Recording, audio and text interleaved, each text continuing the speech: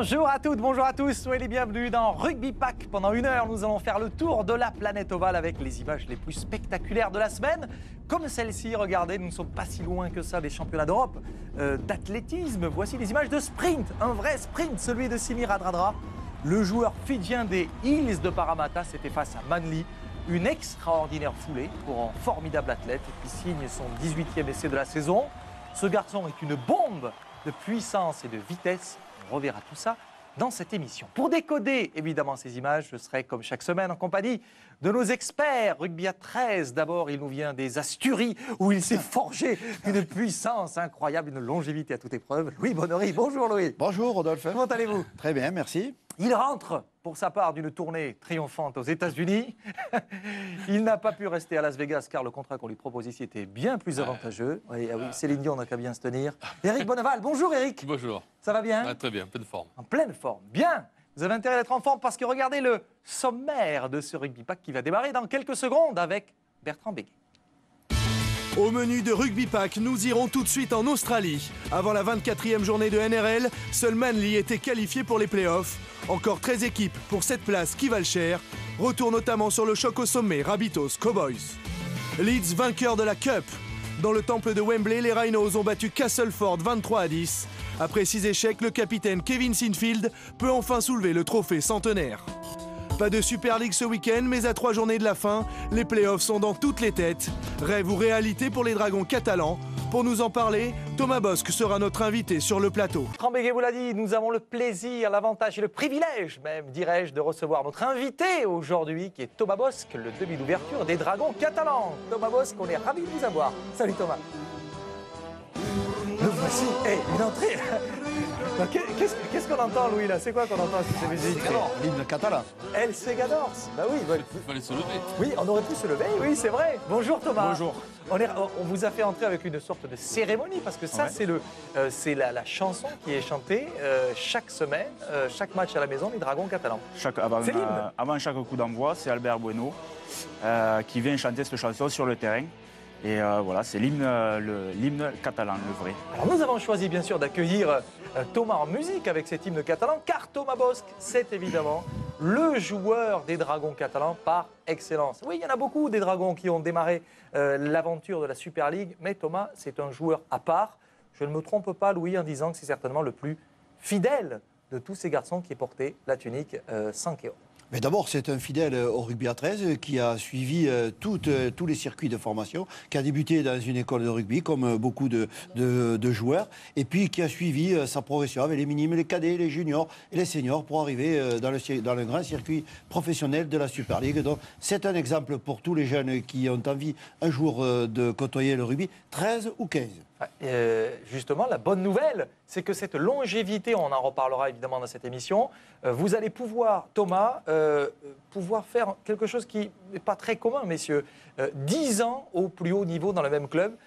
Vous avez re-signé avec le club des Dragons catalans. Vous allez encore une fois étoffer ce palmarès formidable que l'on voit derrière nous.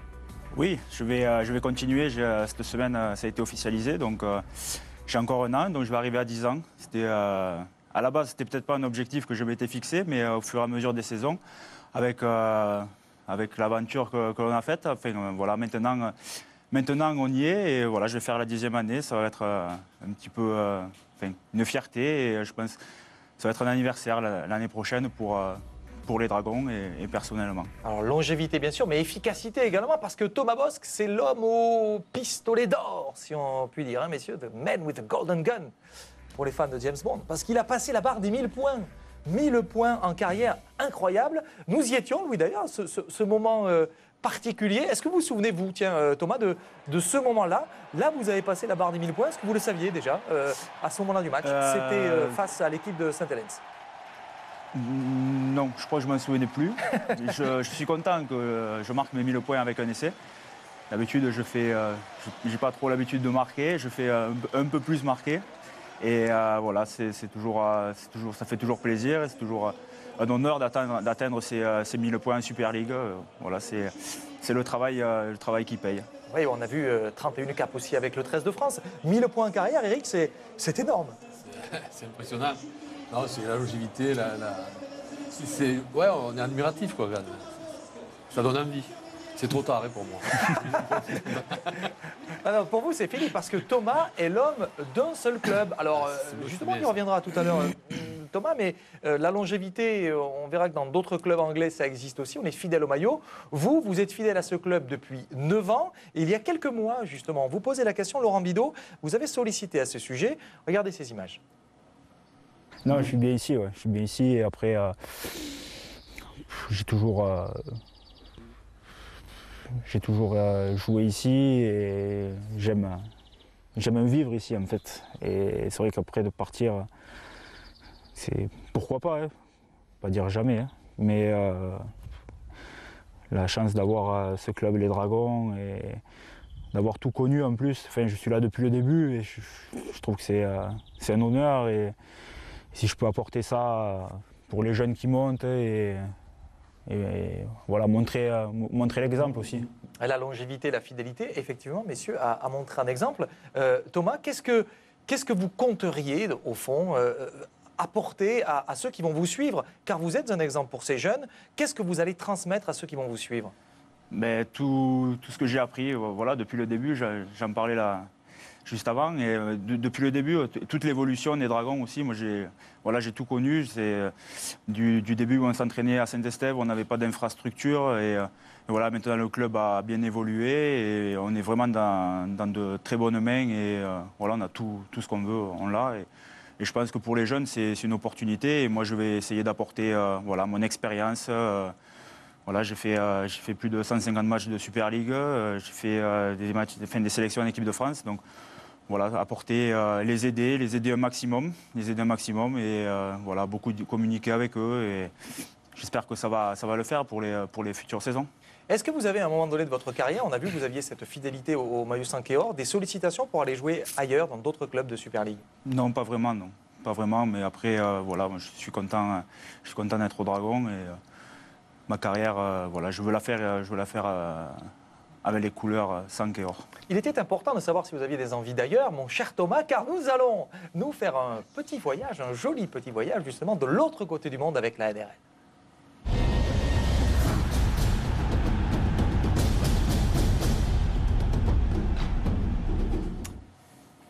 C'était la 24e journée dans la NRL. Et alors là, messieurs, je ne sais pas si vous aimez les jeux de hasard. Vous allez au casino? Non? Ouais, un petit peu. Un peu.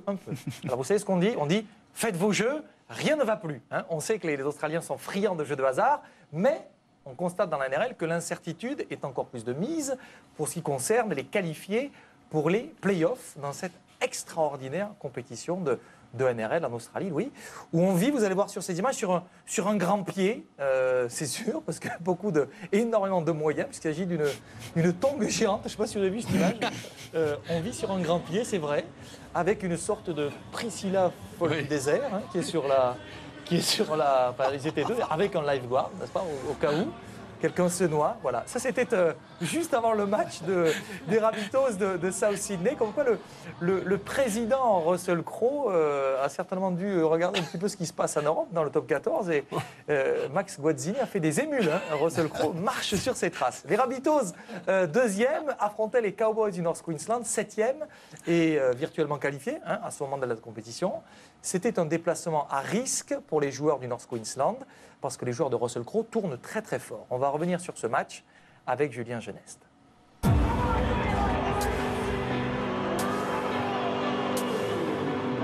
Pour la dernière de Sam Burgess à domicile cette saison, les 10 000 supporters des Rabbitohs, comme le veut désormais la tradition, portaient de jolis masques à l'effigie du futur joueur de basse. Mais avant tout, ce Rabbitohs Cowboys valait le détour pour le duel des stars, le duel des capitaines Greg Inglis face à Jonathan Thurston. C'est ce dernier et l'équipe du North Queensland qui prennent la mesure en début de rencontre. Cravate sur Michael Morgan sous les poteaux. Thurston transforme 2-0 pour les visiteurs. Et on ne va pas attendre longtemps le premier essai de cette rencontre. Le premier quart d'heure n'est pas terminé. Thurston temporise face à la défense de Sydney et retrouve intérieur Jason Taumalolo. L'international tongien casse la ligne adverse et s'écroule dans l'embûche. Taumalolo toujours aussi puissant et l'homme fort des Cowboys en cette fin de saison. Les Rabbitohs n'y sont pas dans cette première période à l'image de la défense sur Michael Morgan à la relance.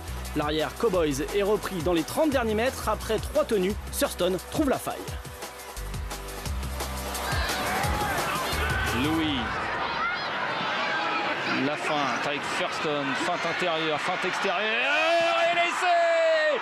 Le deuxième essai en bout de ligne, Thurston qui distribue magnifiquement le jeu et le deuxième essai pour Kyle Felt. Les Rabbitohs sont dans les cordes, 12-0 pour les Cowboys.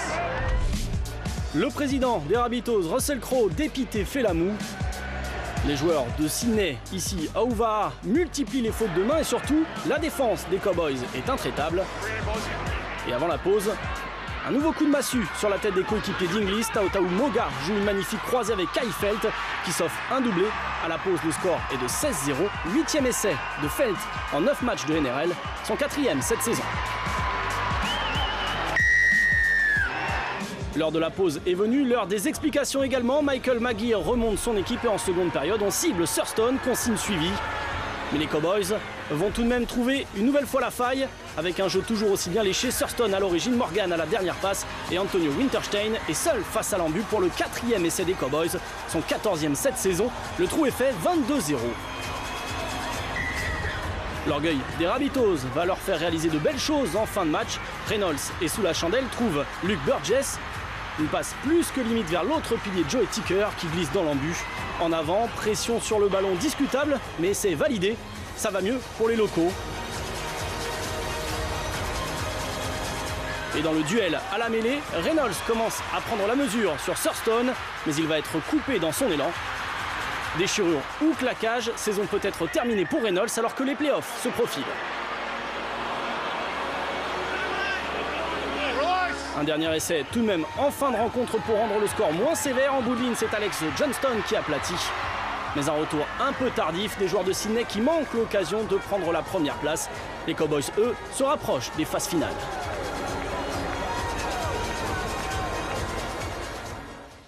Dans ce match, il ne vous aura pas échappé qu'un des ailiers des Rabbitohs de South Sydney avait changé de tête. C'est le moins qu'on puisse dire. Regardez. Est-ce que vous connaissez Eric, ce garçon? Hein? Mais il était peigné différemment. C'est ça. Exactement. Lote Tukiri, qui a retrouvé une sorte de visage juvénile. Regardez, ça c'était la semaine dernière. Déjà. Hein? Regardez, ça c'était la semaine dernière. Et le voici avec, quelques cheveux de moins. On a l'impression de revoir le Tukiri que l'on connaissait, lui, au tout début, à la fin des années 90, au début des années 2000, lorsqu'il jouait avec les Fidji pour la Coupe du Monde et après avec les Broncos de Brisbane.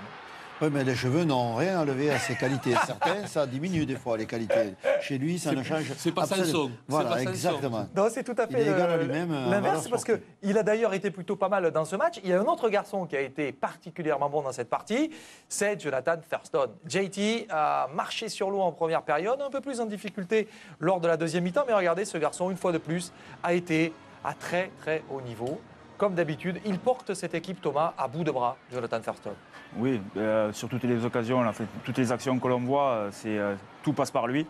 C'est vraiment lui le chef d'orchestre de cette équipe. Et voilà, il fait partie des grands demi de mêlée. Et voilà, c'est quelqu'un que j'apprécie beaucoup et que je regarde beaucoup et j'apprends beaucoup de lui.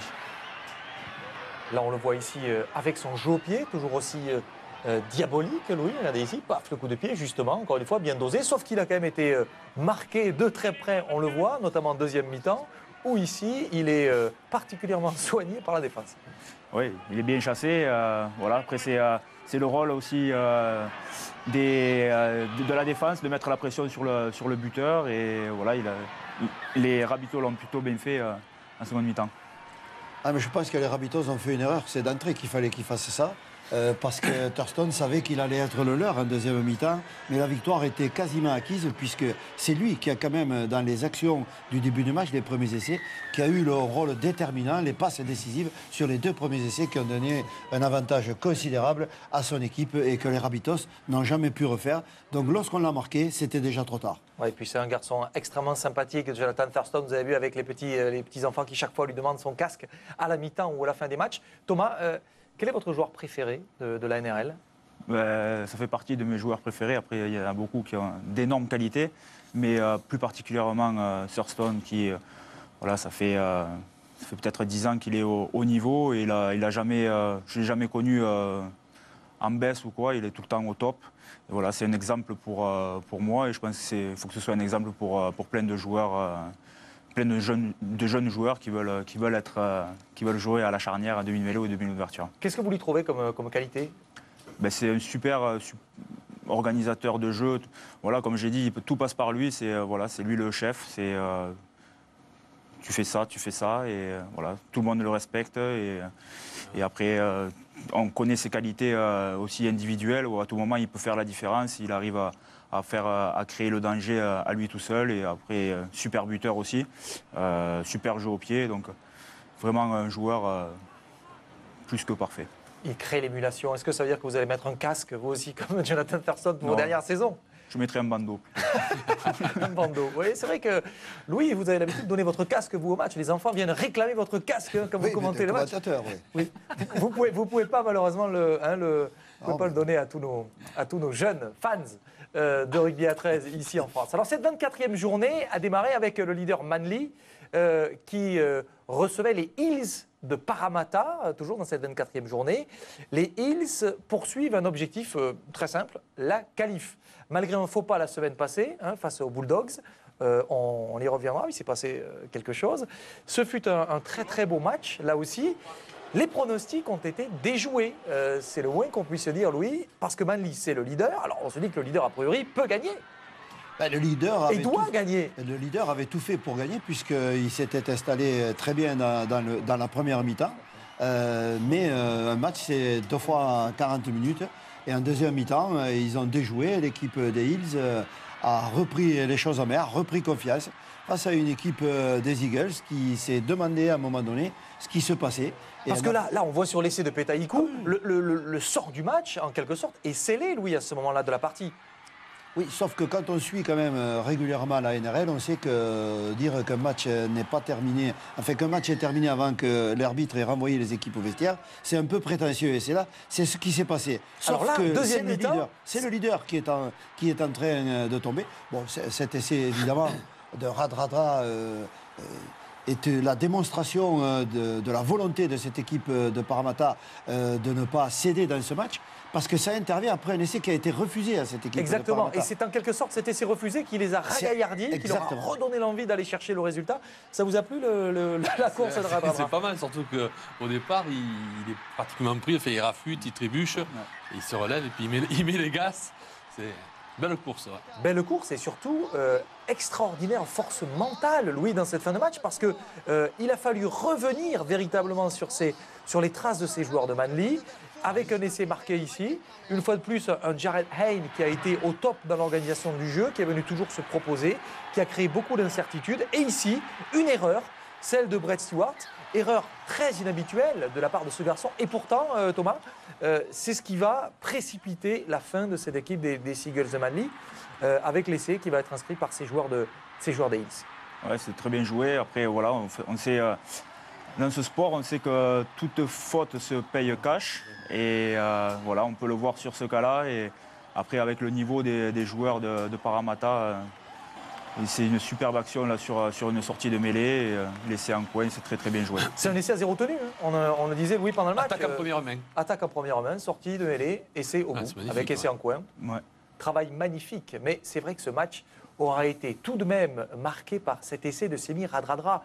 Un effort incroyable. Je sais que ça vous a plu, Eric, parce qu'il n'est pas fait. Il se le pèle tout seul. Ah ouais. Il récupère le ballon, il échappe. On va le revoir, cet essai de Semi Radradra. Il échappe à 2 défenseurs. Alors là, la première erreur, c'est de ne pas l'avoir bouclé ici. Et là, comme on n'a pas réussi à le coffrer, hop, de raffut. De raffut, ça lui donne un peu de poussée en même temps. Et puis après, il allonge bien quand même. Hein. Il a une course à la Fidjienne. Hein. On les connaît, on sait qu'une fois qu'ils sont partis, c'est compliqué. Il n'y a que la neige qui les arrête. C'est pas encore à la saison en Australie, vous avez raison. Mais Semi Radradra, ce garçon, est certainement le joueur actuellement le plus convoité, c'est le mot juste, du rugby mondial. Les clubs de 15, de 13 voudraient bien arracher ce garçon. Et ça, c'est une foulée d'athlètes. Regardez ça. C'est beau. Bien les genoux, c'est beau, il monte bien les genoux. Pas vrai, Louis. Ah oui, ça c'est... Messieurs, deux anciens ailiers que vous êtes, vous avez apprécié le... Ah oui, on aurait apprécié, mais pas surtout de jouer devant lui, parce que c'est quand même du souci en permanence, un garçon comme ça.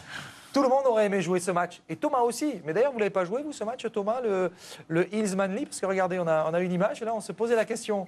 Regardez, ça, c'est Tim Mana, le pilier des Hills de Parramatta. Et nous avons trouvé une certaine ressemblance, nous. Hein. Ça, vous ne trouvez pas? Non, regardez, si on mettait les deux photos l'une à côté de l'autre, vous ne trouvez pas? Regardez. Hein, Louis, Eric, il y a des airs, non? Mais il aurait fallu changer les maillots aussi pour créer encore plus de confusion. Bon, ben pour l'instant... Thomas avec le maillot de Parramatta. Il joue pilier quand même, lui. Oui, pourquoi pas, faut voir. Bon, en tout cas, ce qui est certain, c'est que... Vous avez créé le doute absolu, Rodolphe. Vous avez créé le doute, hein, n'est-ce pas, je sais. Bon, alors il est temps de redevenir sérieux, si vous voulez bien, car le professeur Louis est dans les starting blocks. C'est l'heure de notre rubrique Réunion X.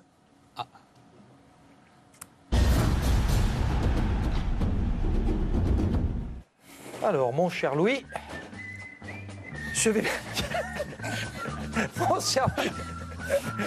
Ah, vous avez une marche énergique. Louis, vous avez été, vous aussi, sensible à l'essai collectif et à la performance individuelle de nos amis des Cowboys du North Queensland avec notamment Jonathan Thurston omniprésent. Est-ce que je me trompe, Louis? Non, vous ne vous trompez pas beaucoup, Rodolphe.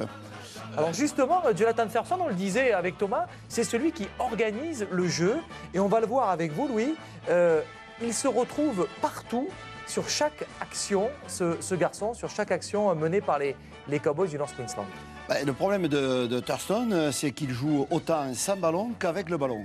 Et lorsqu'il n'a pas le ballon, il joue quand même, puisqu'il donne des instructions à tous ses coéquipiers qui l'écoutent parfaitement et qui s'organisent par rapport à ce que lui veut. Donc nous voyons sur cet essai, en gros 300 mètres parcourus par la balle, c'est la longueur estimée entre la trajectoire, la remontée du terrain, l'aller sur le côté droit, le renversement de jeu. Donc nous sommes sur un dernier tenu du côté des Rabbitohs qui tape une chandelle pour l'arrière, qui brise le premier rideau. Donc tout le monde est à la poursuite. C'est la première remontée importante qui va se terminer à 10 mètres de la touche de l'attaque droite de cette équipe. Donc voilà, l'équipe se met à relancer le jeu parce qu'ils savent que la désorganisation est là, on le voit, les joueurs sont dispersés sur le terrain et eux exploitent cet effort. Thurston participe. Donc Thurston, nous le voyons ici, il est entouré, et, nous le ciblons, il a passé le ballon. Donc il fait semblant de se réimpliquer de nouveau, si ce n'est qu'il commande, on le voit, donner des instructions à ses joueurs pour venir prendre des balles. Donc lui continue à faire travailler son équipe pour rapprocher le ballon de la ligne de but. Voilà. Et là, ici, alors le fameux triangle du basket de l'entraîneur américain, de Phil Jackson, l'attaque en triangle, c'est presque ça. Il se dissimule au milieu de 3 joueurs. Une feinte à l'intérieur, une feinte à l'extérieur. Tout le monde croit qu'il va donner le ballon sur la deuxième feinte. C'est à la troisième feinte qu'il envoie le ballon à son ailier qui n'a plus qu'à viser le poteau de but pour marquer un essai. Donc c'est un travail collectif, un essai très long, très riche et surtout avec un rôle déterminant de Jonathan Thurston qui touche 2 fois la balle, mais 2 fois dans des conditions complètement différentes, dont la dernière passe décisive qui amène cet essai. Mais on s'aperçoit aussi que lui, c'est le chef d'orchestre, mais il a autour de lui, il a des joueurs en permanence en mouvement qui viennent jouer et qui s'attendent à voir le ballon. Et c'est lui qui choisit la meilleure solution. Oui. Et c'est là où il est fort, c'est qu'il ne se trompe pas. Il fait le bon choix. Il fait toujours le bon choix, mais il a des solutions. Exactement. Il a du monde autour qui bouge. Ouais, on aura noté, Louis, la double feinte de passe. Une première feinte de passe à l'intérieur, une deuxième à l'extérieur pour laisser marquer. Ça revient à ce que vous disiez tout à l'heure, Thomas, c'est que c'est l'organisateur et c'est celui qui fait surtout le bon choix. Oui, le bon choix et la différence. C'est lui qui fait la différence sur ce tenu-là où voilà, cette fête intérieure où la défense mord sur l'intérieur. Et après, il fait le bon choix de sauter le centre et de donner directement à l'ailier. Voilà, c'est parfait, c'est très, très, très bien joué. Mais en tout cas, merci beaucoup Louis, parce que grâce à vous, moi j'ai encore une fois tout compris. Une fois de plus, c'était limpide. Merci mon cher Louis. Alors on va revenir à cette NRL et à la course au play-off. Les Warriors de Nouvelle-Zélande, 8e avec 26 points, n'ont pas abdiqué. Il y avait un match très difficile pour eux, car ils recevaient l'équipe des Roosters de Sydney. Sonny Bill Williams revenait de blessure. Sonny Bill Williams, qui s'était fracturé le pouce, était de retour chez les Roosters pour aller jouer chez ses compatriotes des Néo-Zélandais. Premier essai, oui, sur cette première action. Eh bien, pas du tout, car il y a un tacle en retour. Un retour qui allait empêcher l'essai. Eh bien, pas du tout, l'essai a été accordé. Ça, c'était plutôt mystérieux, Louis. Ah bon? Vous avez commenté ce match il y a quelques minutes. cet essai qui a été inscrit est le premier pour cette équipe des Roosters. Et la réponse, Louis, est venue avec les Warriors. Sauf qu'on s'est aperçu dans ce match que les Roosters, lorsqu'ils arrivaient à développer leur jeu, à le mettre en place, étaient irrésistibles. Eh oui, les Roosters ont montré d'abord une très grosse capacité défensive dans cette rencontre, mais surtout ils ont laissé venir cette équipe des Warriors et chaque fois qu'ils ont eu de très peu de ballons d'attaque en première mi-temps, à chaque fois ils sont allés derrière la ligne. Donc c'est la patience et en deuxième mi-temps, alors là ils ont balayé carrément cette équipe des Warriors. Par contre sur l'essai, Rodolphe, c'est l'essai de pénalité qui a été accordé. Thomas, vous avez apprécié la performance des Roosters? Oui, vraiment, on voit qu'ils arrivent au top, au bon moment, je pense. Ça fait 2 performances qui font de très haute qualité. Mettre 40 points aux Warriors chez eux, je pense qu'ils envoient un message fort aux autres équipes pour les playoffs. Et voilà, j'ai vraiment apprécié ce match et je me suis régalé. Nous aurions apprécié, pour ce qui nous concerne, de voir sur la pelouse Rémi Castille, le Français qui n'a pas pris part à cette rencontre. Quoi qu'il en soit, il est bel et bien dans les plans de ces Roosters pour les playoffs. Ça va monter encore un peu plus de niveau dans cette NRL. Thomas, la NRL, c'est quoi pour vous? C'est un rêve? C'est une sorte d'étoile inaccessible? Inaccessible, on ne va pas dire ça, mais voilà, ça reste un rêve et ça reste un autre monde aussi. Ça reste un autre monde parce que c'est vraiment un niveau de très haute qualité. Et, voilà, alors Rémi, justement, lui est parti dans la NRL. Rémi Castille, c'est le seul joueur français à jouer dans la NRL. On l'a vu marquer un essai contre l'équipe du Storm de Melbourne il y a quelques semaines. C'est un aboutissement, c'est une partie, un nouveau chapitre dans l'histoire de Rémi. Ça vous donne de l'envie. Qu'est-ce que vous ressentez lorsque vous voyez votre ami Rémi faire ce bout de chemin en Australie? Déjà, je suis son supporter numéro 1. Et après, voilà, je suis vraiment fier de ce qu'il fait, de ce qu'il a fait avec les Dragons et de ce qu'il fait maintenant aux Roosters. Il a mis toutes les chances de son côté pour en arriver là. Et voilà, c'est le travail qui paye, on va dire. Et voilà, je suis content pour Rémi. J'espère qu'il va revenir de plus belle là, dans cette équipe et qu'il fera les playoffs. Sachant, Louis, que c'est de plus en plus serré lorsqu'il s'agit d'atteindre cette deuxième partie de saison. On le verra tout à l'heure après les résultats et le classement. Vous avez confiance, vous, en ce qui concerne Rémi, pour la suite de la compétition de NRL? Oui, moi j'ai une grande confiance avec ce que j'ai vu aujourd'hui de la prestation des Roosters, parce que les Roosters nous avaient laissé un peu dans le doute au début de saison, sauf que maintenant c'est une équipe qui a retrouvé la plénitude de ses moyens.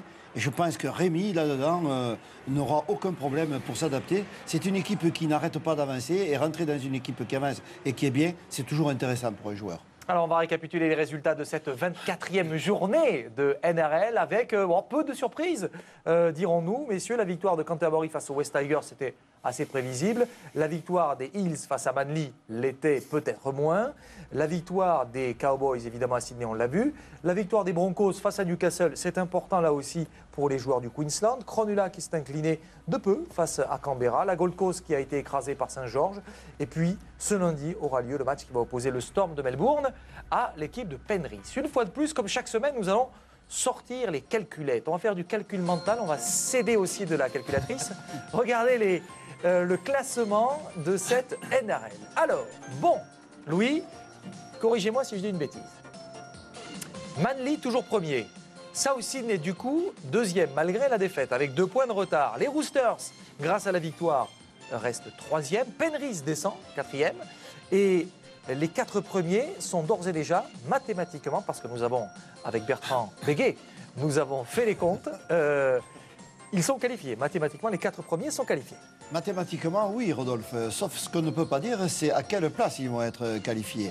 Et quand on sait l'importance de la place lorsqu'on est qualifié pour l'organisation des playoffs, ça veut dire que c'est encore les cartes ne sont pas complètement distribuées. Regardez justement Canterbury juste derrière, en 5e position. Jusqu'à la 8e place, c'est serré. Et les Broncos de Brisbane, 9e avec 26 points, tout comme les New Zealand Warriors, sont encore en course. Ben oui, Rodolphe, tout le monde, à l'exception de ceux qui sont à 22 points où c'est mathématiquement impossible, tous les autres ont la possibilité de gagner 4 points dans cette compétition qui peut bouleverser les 8 qualifiés. Comme quoi, il faudra suivre. Pas les 4 premiers, ça peut bouleverser l'ordre des 4 premiers, mais ça peut bouleverser l'ordre des 4 derniers qualifiés. Rappelons qu'il reste encore 2 journées.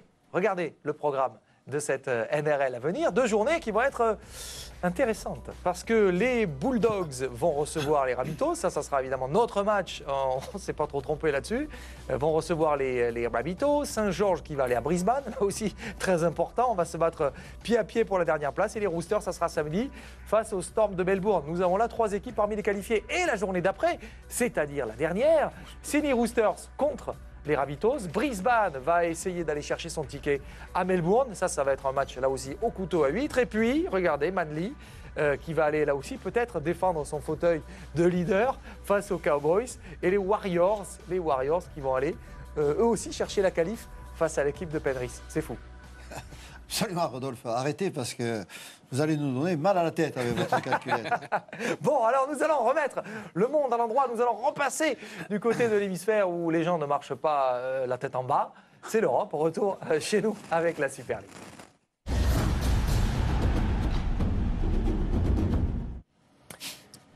Thomas, je me retourne vers vous parce que la Super League a fait relâche pour cause de Coupe d'Angleterre, mais dans un petit coin de votre tête, il y a bien sûr, comme en Australie, cette course aux play-offs. Les matchs à suivre, messieurs, il reste encore 3 journées, vont être extrêmement serrés. Vous avez joué quelques matchs où vous avez grillé des jokers. Regardez les programmes, le programme qui vous attend, les matchs à venir. Vous jouez samedi prochain contre les Broncos. Il y a le match à Hull KR et la réception de Castleford. Vous allez me dire que vous allez essayer de tout gagner, mais pour être qualifié, il faut au moins gagner 2 de ces 3 matchs. Est-ce que j'ai juste? Oui, c'est ça. Il faut gagner 2 matchs sur 3. Il faut pour être sûr d'être qualifié. Donc voilà, on est dans une passe un petit peu délicate en ce moment, mais ça va mieux. On a fait une bonne semaine de préparation. Ce week-end, on n'avait pas de match, donc ça s'est plutôt bien passé, assez intense. Vous êtes donc 7e au classement avec 23 points, Louis. Witness juste derrière avec 23 points. Pour l'instant, donc les 8 premières équipes sont qualifiées. On est bien d'accord. St. Helens, Wigan, Leeds, Warrington. En revanche, vous êtes aussi, Thomas, talonné par les équipes qui vous suivent. Dans la deuxième partie du classement, on sait que d'autres essaient évidemment de grappiller les points pour revenir sur vos talons. On peut envisager d'ores et déjà, Louis, une qualification avec la victoire sur les 2 matchs à jouer sur les 3. Hull KR peut encore faire quelque chose avec une faible différence de points. Le mieux, ça serait évidemment de tout gagner, et notamment le match face à Hull KR. Ça serait une élimination directe d'un candidat là aussi au play-off. Oui, ça va être très important ce deuxième match à Hull. Je pense qu'on sera bien accueillis, mais voilà, je pense qu'on va aller avec des bonnes intentions. Il faut rebondir rapidement le week-end prochain contre Londres. Avec une victoire, on aura un esprit un petit peu plus positif, et après aller à Hull KR avec un esprit de guerrier. Je parlais de joker que vous avez grillé un peu plus tôt dans la saison. Il y a 2 matchs, Louis, qui nous ont laissé une sorte d'amertume. Il y a d'abord le match de Warrington, ça c'était à la maison, le match face à Warrington. Vous perdez de très très peu. C'est peut-être les points qui vont vous manquer aussi au bout. Ouais, c'est sûr. On l'espère pas, évidemment. Mais... J'espère pas non plus, mais on perd de 2 points. Et voilà, on s'était fixé comme objectif de ne plus perdre à la maison. Et voilà, on a grillé des jokers, comme tu dis. Et maintenant, à nous de rebondir vraiment rapidement. Louis, ça reste une déception pour vous aussi ce match? Non, moi je pense que la déception... Comment ça, non, vous n'étiez pas déçu? Si, vous étiez déçu, vous l'avez dit. On est toujours déçu lorsque les Dragons perdent un match, et surtout chez eux, devant leur public, et surtout quand ils ont livré une très belle rencontre contre Warrington. Mais perdre contre Warrington, c'est quand même perdre contre un des prétendants au titre aussi. Non, ce qu'il faut regretter, c'est le début de saison des Dragons. Remettons quand même la saison dans son ensemble. Les Dragons ont laissé des points en route dans le premier quart de la partie du championnat. C'est là, je pense, qu'ils ont laissé des points en route. Que ça se tende et que ce soit crispé vers la fin du championnat, c'est tout à fait normal. C'est ce qu'on attendait, et c'est ce que tous les supporters attendent d'une vraie compétition, qui est là. Comment est-ce que vous abordez cette saison de play-off? On sait que vous n'y êtes pas encore, mais vous êtes déjà projeté dans ce que sera la deuxième saison, parce qu'on ne connaît pas encore votre adversaire. On le connaîtra d'ailleurs au tout dernier moment, avec le tout dernier match qui va se disputer le dimanche. On saura quel est votre adversaire en cas de play-off. Est-ce que vous auriez déjà pas un adversaire préféré, mais une préférence pour un adversaire? Warrington, ce ne sera pas le cas. Castleford peut-être? Oui, il y a tout le monde. Ils se tiennent. Je sais que les 6 premiers se tiennent à très peu de points, donc ça peut être Castleford, Warrington, Wigan, Leeds. Je sais que tout peut basculer encore. Donc après, on sait que ces 6 équipes qui sont en haut du tableau ont fait une très belle saison. On voit la différence. Ils ont 32 points et nous, les 7e et 8e, ils sont à 23 points. Donc il y a quand même une différence entre les 6 premiers et après le reste. Mais après, voilà, c'est un autre championnat, c'est les playoffs, ça se fait sur un match, ce qu'on risque de se déplacer. Mais bon, voilà, il y a 50-50, on donne tout tant qu'on est sur le terrain. Et vous l'avez déjà fait, aller en play-off, et vous avez connu des succès. Regardez d'ailleurs ces 10 dernières années le parcours des Dragons dans les saisons, en Super League, tout bêtement. Première saison 2006, vous terminiez 12e, vous n'étiez pas qualifié. Vous n'étiez pas non plus qualifié en 2007, mais vous aviez laissé des forces dans une autre bataille. C'était la finale de la Cup à Wembley, c'était formidable, 86 000 spectateurs à Wembley, quel souvenir. 2008, vous étiez 3e, quelle saison, vous avez fait un quart de finale. 2009, demi-finaliste, là aussi, alors que vous aviez terminé loin au classement. Ouais. Vous vous souvenez de ces années, Thomas? Vous qui avez tout connu. 2009, c'était une saison un peu délicate et on se qualifie, je me souviens, à la dernière journée, on va gagner à Saint-Helens. On se qualifie, je ne sais pas comment on y arrive, mais on va gagner chez eux. Et voilà, sur un match, on arrive à faire un exploit. Et après, en pleine confiance, on se déplace à Wakefield, qui était 5e à ce moment-là, et on gagne chez eux. On va à Huddersfield, on gagne encore chez eux. Et après, on se déplace à Leeds en demi-finale et on perd de peu, 27-20. Et ça se joue à pas grand-chose. Et voilà, c'est des moments inoubliables. Et voilà, comme je disais, ça se fait sur un match. Après, si on est bien, si on se sent bien, si le groupe va bien, on peut faire de belles choses. Moi, je suis sidéré parce que moi, j'ai une mémoire de bulot. Hein, mais alors, vous vous souvenez de tout ça? C'est incroyable, avec beaucoup de précision. Mais on en reparle souvent. On est avec Greg Mounis, Jérôme Guisset. Voilà, on est un petit peu les anciens là, des Dragons. Et ça nous arrive de discuter du bon vieux temps. Oui, le bon vieux temps, quelques anciens justement de la finale de la Cup dont je parlais tout à l'heure en 2007. C'était à Wembley, c'était un souvenir mémorable. Le nouveau Wembley qui était proposé à ses fans, 86 000 spectateurs. Finale de la Coupe avec toute la pompe que l'on connaît, parce que là c'est l'Angleterre, c'est le stade de l'Empire. Un match retransmis sur des centaines de chaînes de télévision, des dizaines de millions de téléspectateurs qui regardent cet événement. Et vous étiez, les Dragons catalans, vous étiez au cœur de cet événement. Ça reste un moment particulier. Et justement, messieurs, se disputait hier la finale de la Cup 2014. Alors, je vous parlais de pompe, de tradition avec le Abide With Me, l'hymne, le God Save the Queen, évidemment. En l'honneur de ces deux formations britanniques, deux équipes anglaises, c'était Castleford face à l'équipe de Leeds. Un peu plus de 70 000 spectateurs à Wembley pour la finale de la Coupe. Une finale de la Coupe qui échappait à l'équipe de Leeds depuis déjà 6 ans. Aussi curieux que ça puisse... Enfin, depuis 6 ans, 6 finales perdues. Ça faisait 15 ans qu'ils n'avaient pas gagné une finale, les joueurs de Leeds. Eh bien, malgré la résistance de Castleford, ils ont réussi à s'imposer. Oui, c'est une fille qui, enfin, dans son palmarès difficilement égalable par quelqu'un, n'avait pas la coupe dans son palmarès. Il avait joué 6 finales, il avait perdu 6 finales, c'est une fille. Les couleurs, c'est bleu et jaune.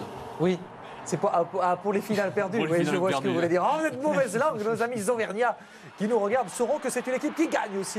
L'équipe de Leeds qui a beaucoup gagné. Clermont aussi gagne. Oui, bien sûr, comme nos amis jaunards. Regardez ici, Ryan Hall qui a résisté à un plaquage. Ça, c'est l'essai qui va condamner les joueurs de Castleford. Parce que malgré cette tentative de retour, dans une deuxième période peut-être un peu moins flamboyante pour les Rhinos, la victoire n'échappera pas aux joueurs de McDermott. Oui, et Rodolphe, une petite remarque qui peut avoir des incidences dans le championnat.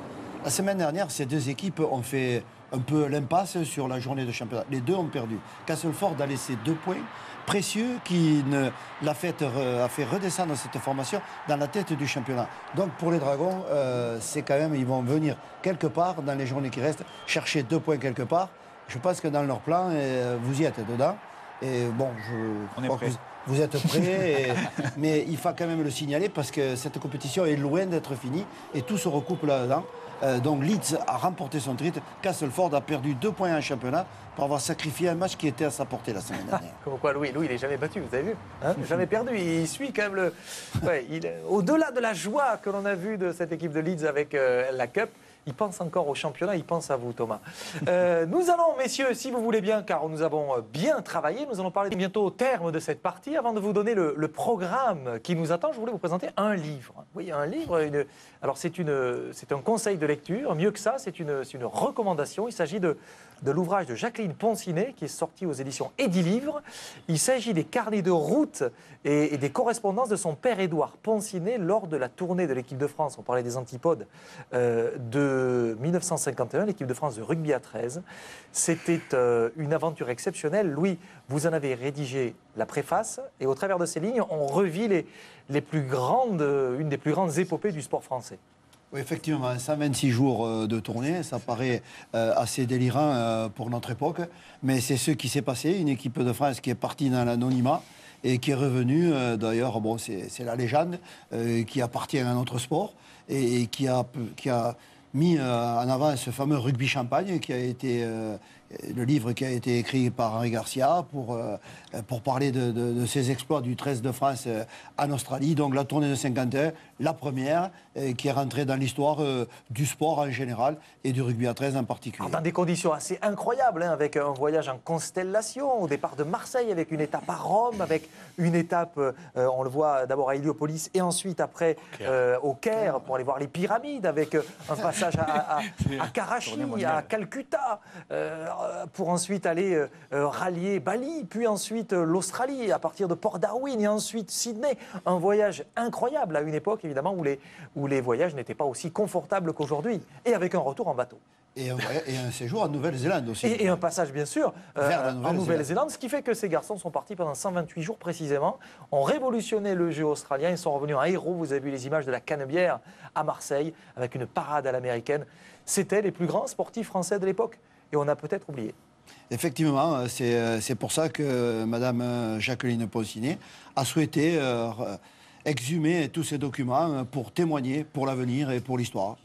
Eh bien, écoutez, voilà, vous avez de quoi lire, hein, chers amis, chers téléspectateurs, amateurs de sport. Regardez le programme qui nous attend à l'occasion de cette journée qui arrive de NRL, bien sûr, les Rabbitohs face aux Bulldogs, ça sera 11h45, 21h autour de la Super League Huddersfield Warrington. Et puis, bien sûr, le gros match entre les Roosters et le Storm, sans oublier St. Helens face à Leeds. Et puis, bien sûr, cerise sur le gâteau, icing on the cake, le match entre les Dragons catalans et les London Broncos. On sera évidemment au rendez-vous. Merci en tout cas à toutes et à tous d'avoir été avec nous.